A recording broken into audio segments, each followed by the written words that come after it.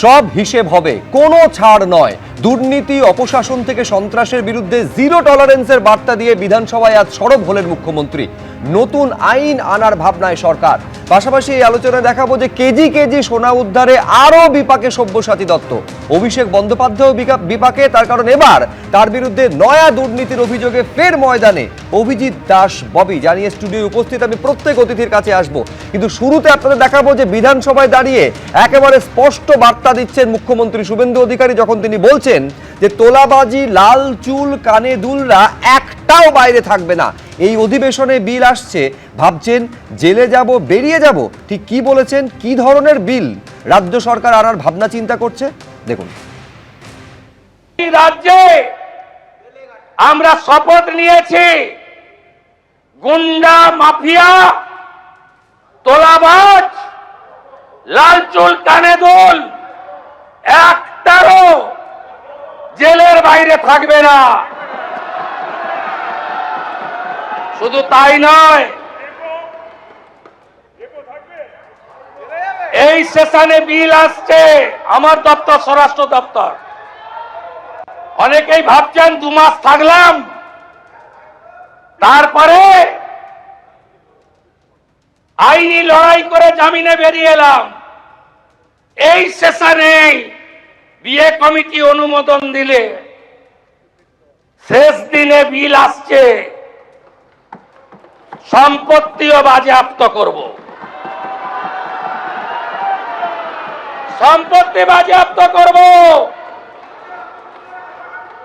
সম্পত্তি অকশন করব। ওই আমতলা, হরিশ মুখার্জি, হরিশ চ্যাটার্জি রোডের ওই প্রাসাদগুলোতে, কলকাতার রাস্তায় রাত্রিবেলা ফ্লাইওভারের নিচে যারা থাকে তাদেরকে রাখাবো।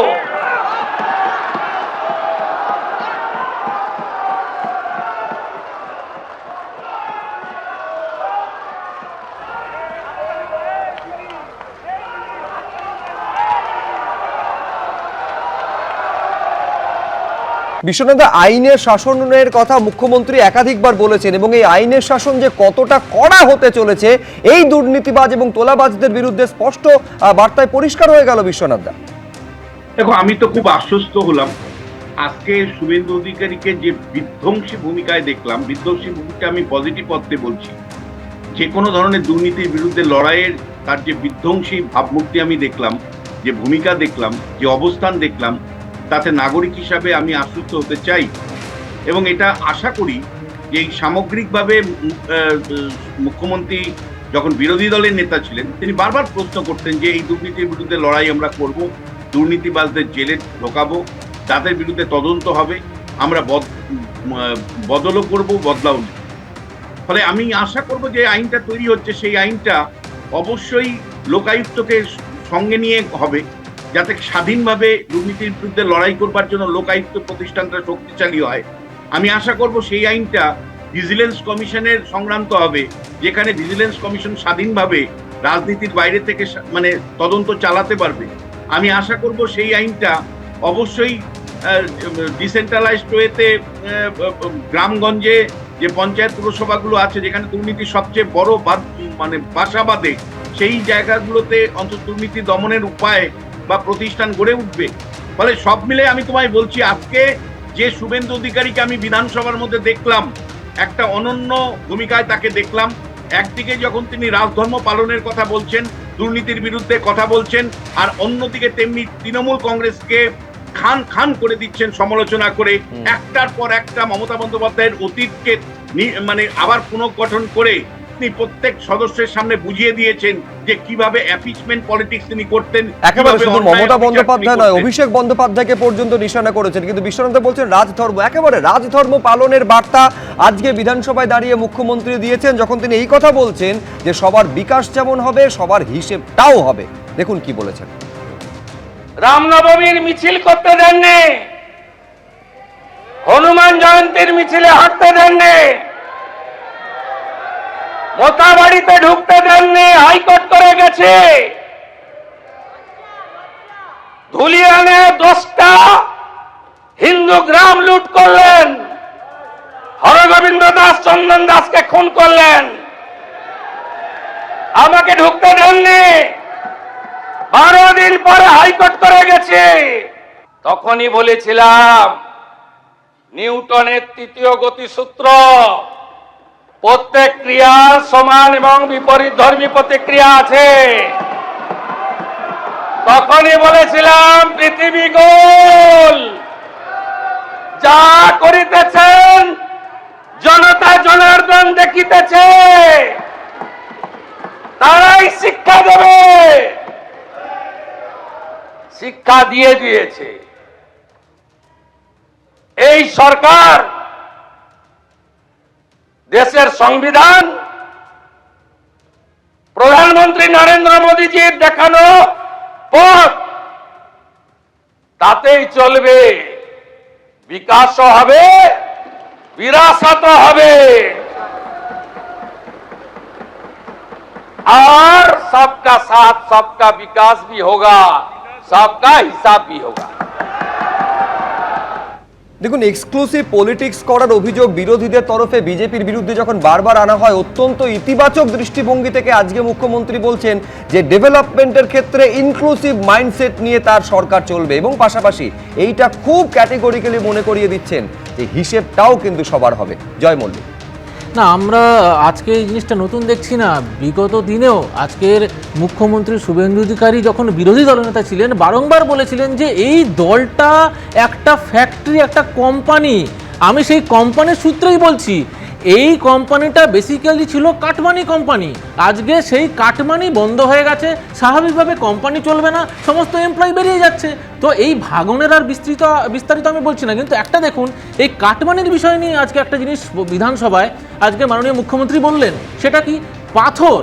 এই বীরভূমের পাথর থেকে যে রাজস্ব আদায় হতো, সেই রাজস্ব আদায়ে 1 বছরে নাকি তৃণমূল জমা দিয়েছে 60 কোটি টাকা, এবং এই সরকার আসার পর, বিজেপি সরকার আসার পর মাত্র 1 মাসে, জাস্ট এই কয়েকদিনে কালেকশন হয়েছে 83 কোটি টাকা।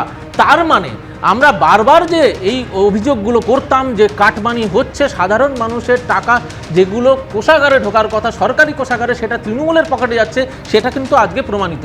আর অন্যদিকে আপনারা আজকে সকাল থেকে সারাদিন দেখাচ্ছেন শুধুমাত্র টাকা নয়, কিলো কিলো সোনাও পাওয়া যাচ্ছে। তুমি যখন প্রসঙ্গটা তুললো জয় মল্লিক, আমি দর্শকদের দেখাতে চাইবো, সকাল থেকে ঠিকই আমরা দেখাচ্ছিলাম যে কেজি কেজি সোনা উদ্ধার হচ্ছে।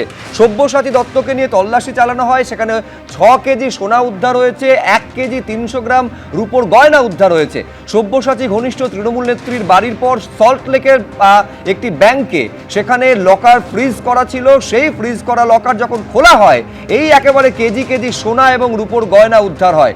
শুধু তাই নয়, যে নেত্রীর বাড়িতে তল্লাশি চালানো হয়েছিল সেখান থেকেও সোনা উদ্ধার হয়েছে। আজকে 3 কেজি সোনা উদ্ধার হয়েছে। আজকে তা নিয়েও বিধানসভায় দাঁড়িয়ে নিশানা করেছেন মুখ্যমন্ত্রী শুভেন্দু অধিকারী।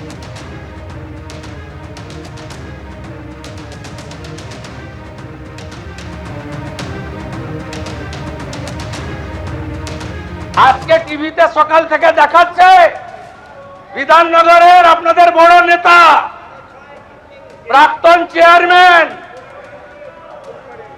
প্রাক্তন শিক্ষামন্ত্রীর মতো উনারও বান্ধবী বাড়ি থেকে কেজি কেজি সোনা পাওয়া যাচ্ছে। মাননীয় বিরোধী দলনেতা,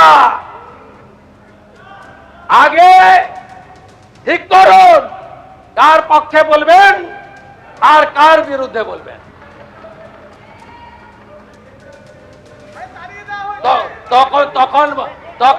তখন বান্ধবীরা তো সোনাই, সব সোনা 21 সালের পরে কেনা, সব সোনা রসিদ পাওয়া গেছে 21 সালের পরে কেনা, 22 সাল থেকে কেনা। দেখুন, উন্নয়নের রাস্তায় হেঁটে সোনার বাংলা তৈরির প্রতিশ্রুতি বিজেপি দিয়েছে, কিন্তু আমি বলছি যে রাস্তায় তৃণমূল সরকার হেঁটেছে মনিদা, এ তো একেবারে পার্থ থেকে শুরু করে সব্যসাচী দত্ত সোনার বাংলা প্রায় তৈরি করে ফেলেছিলেন মনে হচ্ছে। তো শুভ্রজিৎ, বলছি যে এই যে ঘটনাগুলো দেখছি পার্থ চট্টোপাধ্যায়ের পরে আরও অনেক হয়তো দেখবো, এখনো দেখিনি, কিন্তু আমাদের দেখছি যে আমাদের আইন আমাদের লটা আছে, কিন্তু ইমপ্লিমেন্টেশনটা এত দুর্বল। আজকে পার্থ চট্টোপাধ্যায় কিন্তু বাড়িতে আছে, তার মামলাটা শেষ হবে কিনা আমরা কেউ জানি না। ফলে এই যে আমরা সোনা দেখছি, টাকা দেখছি, এটা একটা এক্সপিডিয়েট একটা বিচার হবে, সেটা তো আমরা চাই, সেটা কিন্তু আমরা দেখতে পাই না। দ্বিতীয় কথা বলবো, দেখলাম শুভেন্দু অধিকারী আজকে একটা কথা বলছিলেন, দেখবি আর জ্বলবি লুচির মতো ফুলবি। আমি বলছি যে ওনার মতো করে উনি ল্যাঙ্গুয়েজটা বলেছেন, আমার তাতে কোনো ভাষা নেই, কিন্তু কারা ফুলবে লুচির মতো? আজকে তো তৃণমূল বিজেপি এক হয়ে গেছে, মানে বিরোধী বলে তো কিছু নেই, ফলে ফোলার যারা ফুলবে তারা তো আপনাদের সঙ্গেই আছে, ফলে আপনি একটা ঠিক করে দিন। আরেকটা কথা যেটা আপনি যারা ফুলে ফেপে উঠেছে এতদিন পর্যন্ত, আঙুল ফুলে কলা গাছ জামের হয়ে গেছে এতদিন পর্যন্ত, তাদের বিরুদ্ধে কোন ব্যবস্থা তৎকালীন তৃণমূল কংগ্রেসের সরকার নিয়েছিল? সব্যসাচী দত্ত বা সুজিত বোস এদের কপালটা খারাপ, এরা জিতে গেলে কিন্তু বিদ্রোহী দলে গিয়ে এদের কিন্তু সোনাটোনা আর ডিসকভারি হতো না, সেই জায়গাটা ওদের কপাল খারাপ। আরেকটা বলবো, এই যে বলছেন আমাদের কপাল ভালো যে এই দুর্নীতিগুলো এবারে আনাপ করছে, যেটা 15 বছর ধরে হয়নি। সবারই দেখতাম আমরা, কিন্তু যখনই আমি বিদ্রোহী হয়ে যাব, আমি পার্লামেন্টে চলে যাব, তখন আমার বিরুদ্ধে কিছু হবে না, এটা মানুষ কিন্তু ভালো চোখে দেখছে না। লাস্ট কথাটা আমি যেটা বলবো, যে উনি যেটা বলছিলেন যে বিশাল আইন আনা হবে, সম্পত্তি একোয়া করা হবে, যাবে একমত।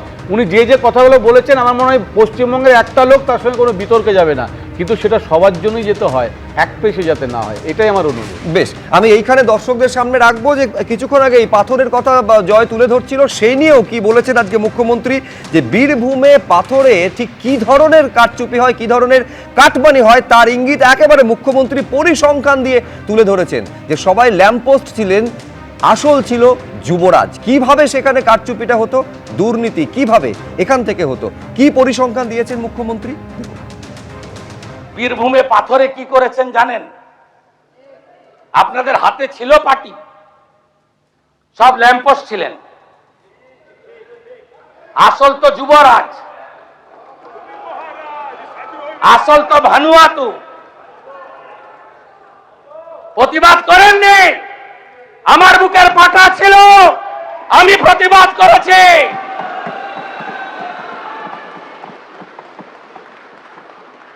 সব মেনে নিয়েছিলেন। এক বছরে বীরভূমের পাথর থেকে রেভিনিউ দিয়েছেন 60 কোটি টাকা, আর আমরা 9 মে শপথ নেওয়ার পরে 1 মাসে রেভিনিউ দিয়েছি 83 কোটি টাকা। করুন 83 গুণিতক, এটা 100 কোটি হবে। 83 গুণিতক 1200 কোটি। পশ্চিমবঙ্গ সরকারের অ্যাকাউন্টে 100 কোটি, বাকি 1100 কোটি ক্যামাক স্ট্রিট হয়ে दुबई। ये तो पहले झांकी है, अभी बहुत कुछ बाकी है। অন রেকর্ড যা যা ভুল করে গেছেন, প্রাক্তন পিএইচই মন্ত্রী আছেন, পিএইচই ঠিকাদার কাকদ্বীপের স্টেট ব্যাংকের ব্রাঞ্চ থেকে আইপ্যাকের অ্যাকাউন্টে 10 কোটি টাকা ট্রান্সফার করেছে। ছেড়ে দেব? আপনি ভেবেছেন ছেড়ে দেব?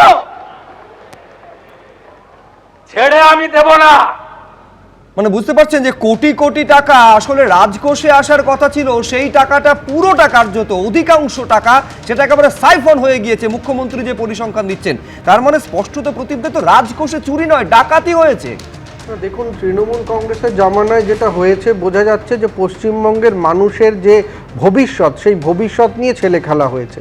এবং আজকে মুখ্যমন্ত্রী শ্রী শুভেন্দু অধিকারী যে কথাগুলো বলছেন, একদম সাধারণ মানুষের কথা, যে সাধারণ মানুষ পশ্চিমবঙ্গ সরকারের থেকে কি চায়, সেটাই কিন্তু তার কথায় বারবারে ফুটে উঠছে।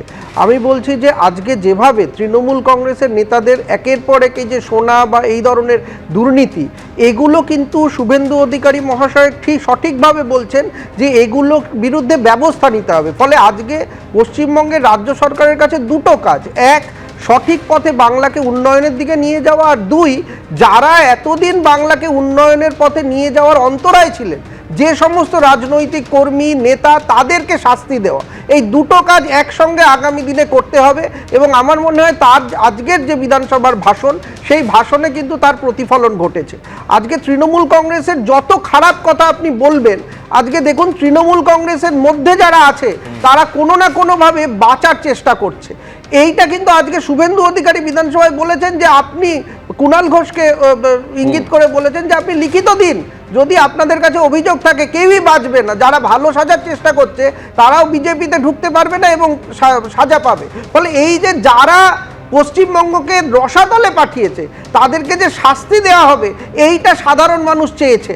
এই সাধারণ মানুষের যে আশা সেটা যে পশ্চিমবঙ্গের মুখ্যমন্ত্রী মাননীয় শুভেন্দু অধিকারী বলছেন, এটাতে আজকে পশ্চিমবঙ্গবাসী তাকে সাধুবাদ জানাচ্ছে, আশীর্বাদ করছে এবং আশ্বস্ত বোধ করছে। আমি এইখানে একটা তথ্য দর্শকদের দেব, যে তথ্যের একটা ইঙ্গিত স্পষ্ট মুখ্যমন্ত্রী দিয়েছিলেন তামান্নার পরিবারের কথা। সেই তামান্নার পরিবার মুখ্যমন্ত্রীর সঙ্গে দেখা করলেন বলে জানা যাচ্ছে। বিধানসভায় দাঁড়িয়ে মুখ্যমন্ত্রী বলছিলেন যে তামান্নার পরিবার তারা অপেক্ষা করছে। এই মুহূর্তের খবর, তামান্নার পরিবার দেখা করেছেন মুখ্যমন্ত্রীর সঙ্গে। আপনারা আনিস খানের বাবাকে দেখতে পাচ্ছেন, অর্থাৎ হাওড়ার আনিস খান, তার পরিবারও মুখ্যমন্ত্রীর সঙ্গে দেখা করেছে বলে জানা যাচ্ছে। অর্থাৎ স্পষ্ট এইটা খেয়াল রাখতে হবে, এই তামান্নার মা, আপনারা জানেন যে এই 26-এর বিধানসভা নির্বাচনে সিপিএম এর প্রার্থী হয়েছিলেন। 22 সালে যে আনিস খানের ঘটনা ঘটেছিল, যেখানে একেবারে স্পষ্ট অভিযোগ ছিল যে তাকে ঠেলে ফেলে দেওয়া হয়েছিল। মানে একটা বিষয় এখানে স্পষ্ট যে কোনো দল দেখা হচ্ছে না। আমি আরো বিস্তারিত জানার জন্য উজ্জ্বল মুখোপাধ্যায়ের সঙ্গে কথা বলবো। উজ্জ্বল, এখন সেটা হচ্ছে যে তামান্নার মা, যে তামান্না মারা গেছিল গত উপনির্বাচনের সময় তৃণমূল কংগ্রেসের দুষ্কৃতীদের ছোড়া বোমার আঘাতে, সেই তামান্নার মা এবং আনিস খানের বাবা, তারা দুজনেই আজকে এসেছিলেন মুখ্যমন্ত্রী শুভেন্দু অধিকারীর সঙ্গে দেখা করতে। প্রায় 8 ঘন্টা ধরে তাদের সঙ্গে কথা বলেন। তাদের সঙ্গে ছিলেন দমকলের সিপিএম এর বিধায়ক এবং সিপিআই এর নেত্রী মীনাক্ষী মুখোপাধ্যায়।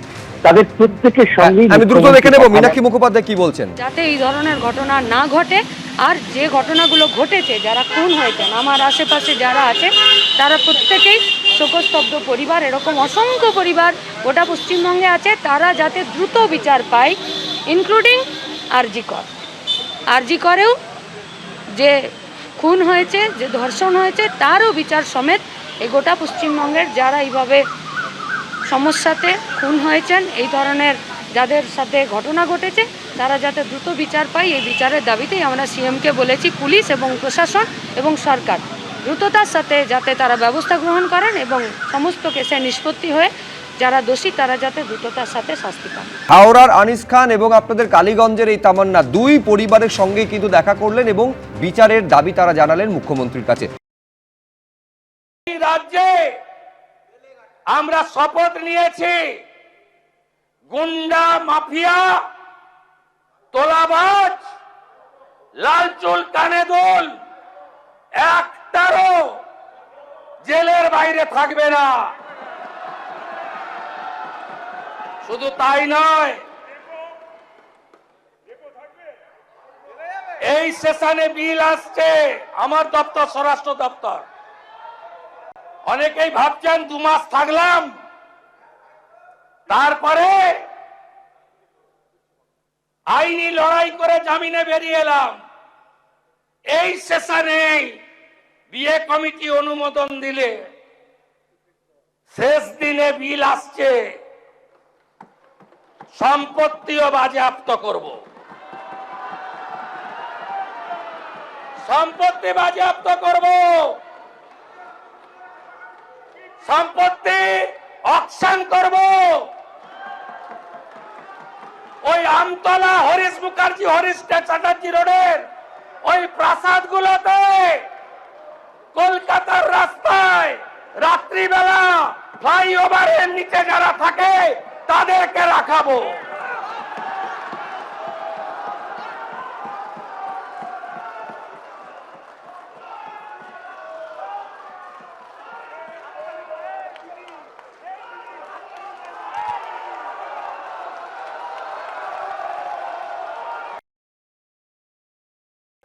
বীরভূমে পাথরে কি করেছেন জানেন?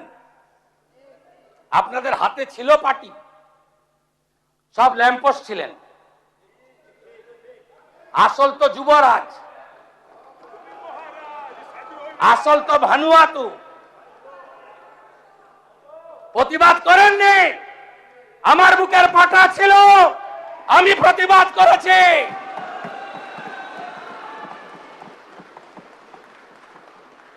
সব মেনে নিয়েছিলেন।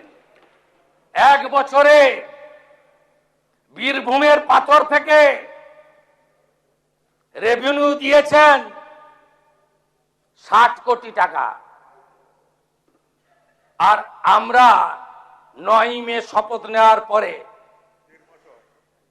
1 মাসে রেভিনিউ দিয়েছি 83 কোটি টাকা। করুন 83 গুণিতক, এটা 100 কোটি হবে। 83 গুণিতক 1200 কোটি। পশ্চিমবঙ্গ সরকারের অ্যাকাউন্টে 100 কোটি, বাকি 1100 কোটি ক্যামাক স্ট্রিট হয়ে दुबई। ये तो पहले झांकी है, अभी बहुत कुछ बाकी है। দুটো কমিশন তৈরি হয়েছে, ক্যাবিনেট অনুমোদন দিয়েছে। একটা হলো যত মহিলাদের উপরে, বোনেদের উপরে, কন্যাদের উপর অত্যাচার হয়েছে, justice, retired justice Samapti Chatterjee আর member secretary IPS Damayanti Sen, খুঁজে খুঁজে বার করব। আরজি করের বিচার হবে। গোটা বাংলায় আমাদেরকে জিতিয়ে এনেছে। অভয়ের বিচার দিতে 3টে আইপিএস কে সাসপেন্ড করেছি, সন্দীপ ঘোষাদের তাড়িয়েছি, বাকি যা আছে পরিষ্কার করব। তামান্নার মা বিচার পাবে। রামপুর হাটের ওই 6 বছরের আদিবাসী কন্যা, তার পরিবার বিচার পাবে। ময়নাগুড়ির ওই রাজবংশী ফ্যামিলি, রাজগঞ্জের ওই রাজবংশী ফ্যামিলি, কালিয়াগঞ্জের মৃত্যুঞ্জয় বর্মন সহ আমাদের যে ছাত্রীকে ধর্ষণ খুন হয়েছে, বিচার আমরা দেব।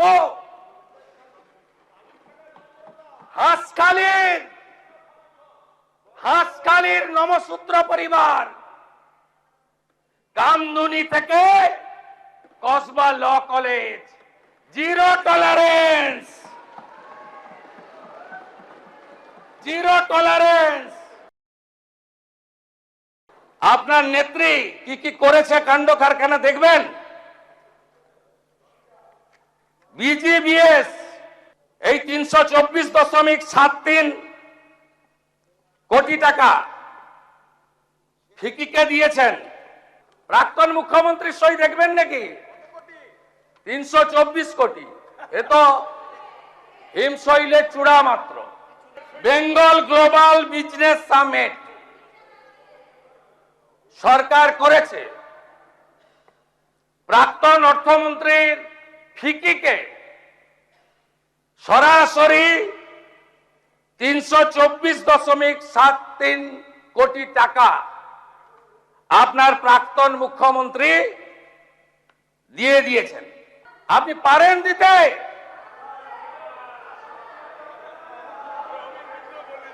সহযোগিতা করুন, কাজ করতে দিন। আমরা পাঠাইনি, আপনাদের লোকরাই অভিযোগ করেছে। বিজেপির কোনো রোল নেই এটাতে। কি আছে আপনাকে বলে দিচ্ছি। এটাতে এমন 13 জনের সই করেছেন যারা আপনাদের এই রেজুলেশনে সই করেনি। আমি বলিনি, আপনাদের এমএলএরা অভিযোগ করেছেন। বিধানসভার সচিব পাঠিয়ে দিয়েছেন থানাতে। থানা থেকে যেহেতু অনেকগুলো জেলা যুক্ত ছিল, কলকাতার উপরে নয়, তাই কলকাতা পুলিশ না রেখে সিআইডি কে দেওয়া হয়েছে। আর সিআইডি যখন হ্যান্ডরাইটিং এক্সপার্টকে নিয়ে গেছেন, তখন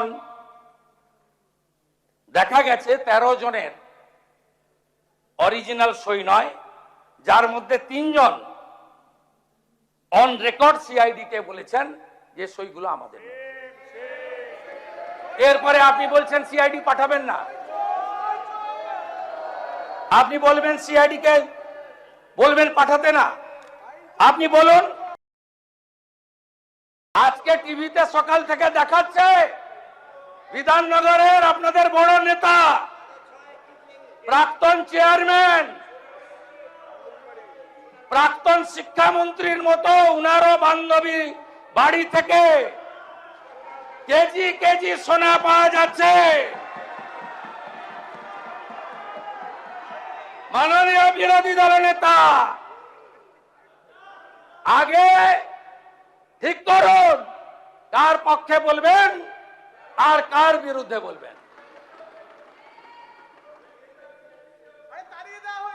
তখন তখন তখন তখন বান্ধবীরা তো সোনা হয়নি, সব সোনা 21 সালের পরে কেনা, সব সোনা রসিদ পাওয়া গেছে 21 সালের পরে কেনা, 22 সাল থেকে কেনা। মুর্শিদাবাদ জেলায় কি কি দুর্নীতি করেছেন শুনুন। লক্ষ্মীর ভান্ডার আপনাদের বিগত সরকার চালু করেছিল, সেই সরকার যে লক্ষ্মীর ভান্ডার চালু করেছে তাতে কাদের জন্য চালু করেছেন? পুরুষদের পাওয়ার কথা। আপনি কতজন পুরুষকে দিয়েছেন?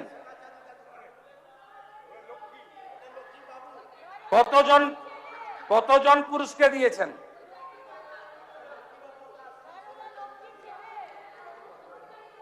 আপনার Jangipur block, Murshidabad Baharampur block, Domkal block, আপনার এখানে আপনি শুধু ফ্রড কত দেখুন।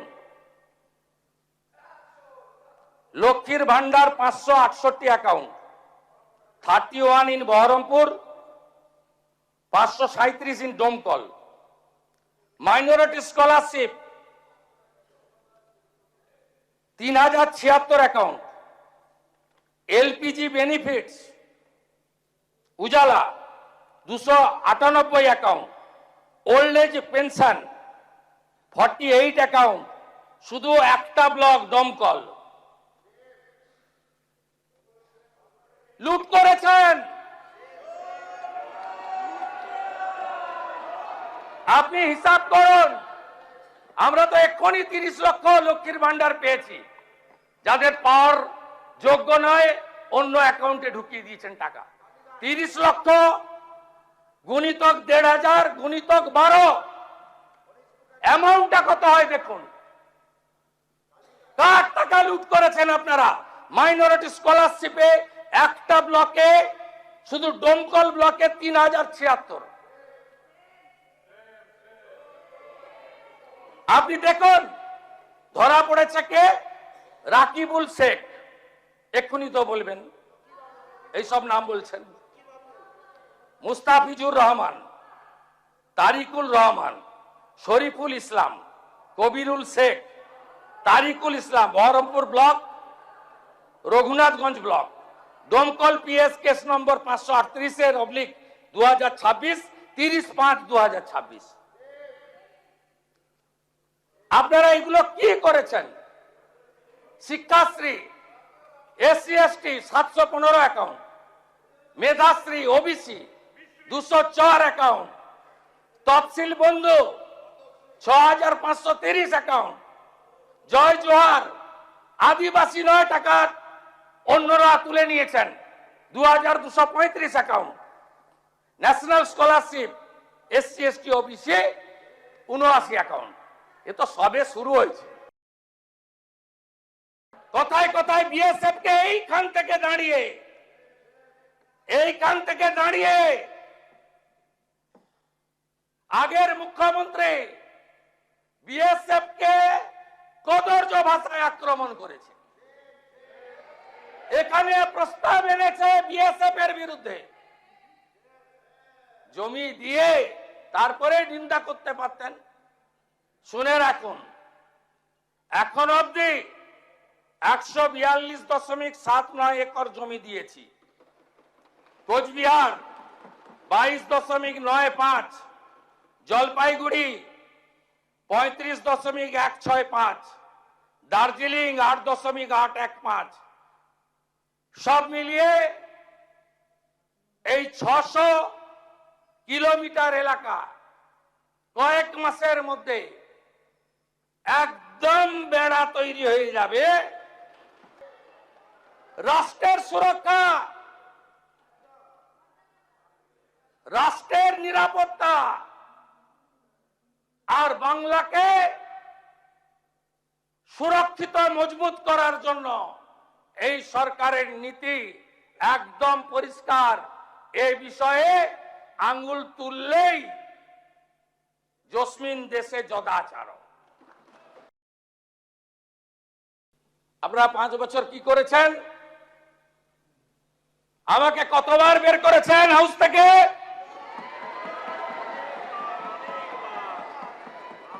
5 বার বের করেছেন। 11.5 মাস বাইরে রেখেছেন। আমি ওখান থেকে দাঁড়ালেই এই বোনেরা সব সামনে এগিয়ে যেতেন, বোনেদের ঢাল তৈরি করা হতো।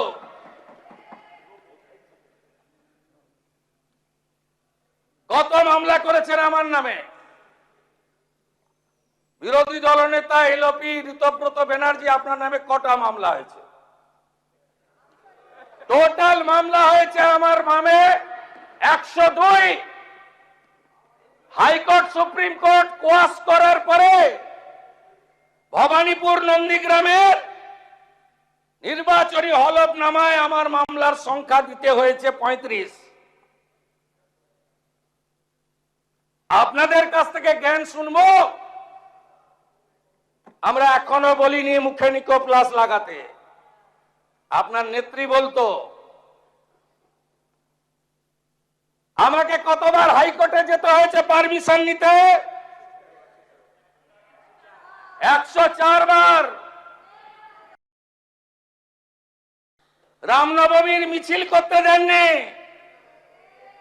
হনুমান জয়ন্তীর মিছিলে হাঁটতে দেননি, মোতাবাড়িতে ঢুকতে দেননি, হাইকোর্ট করে গেছে। ধুলিয়ানে 10টা হিন্দু গ্রাম লুট করলেন, হরগোবিন্দ দাস চন্দন দাসকে খুন করলেন, আমাকে ঢুকতে দেননি।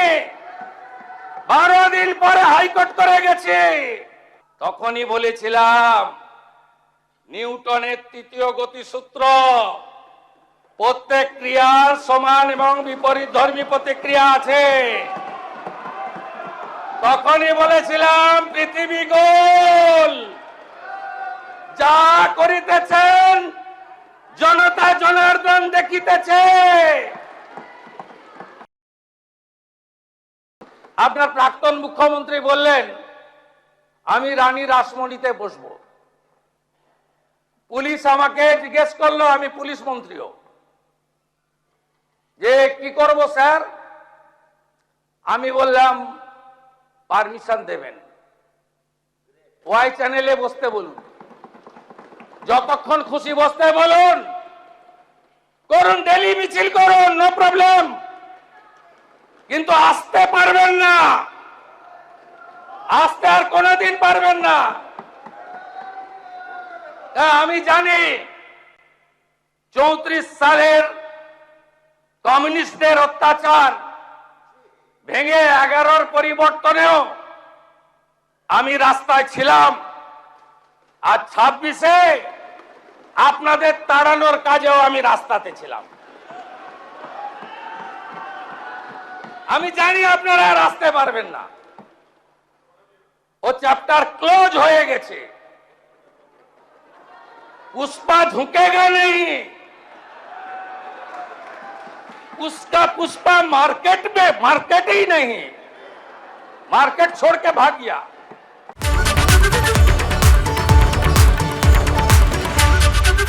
এবিপি আনন্দ, এগিয়ে থাকে, এগিয়ে রাখে।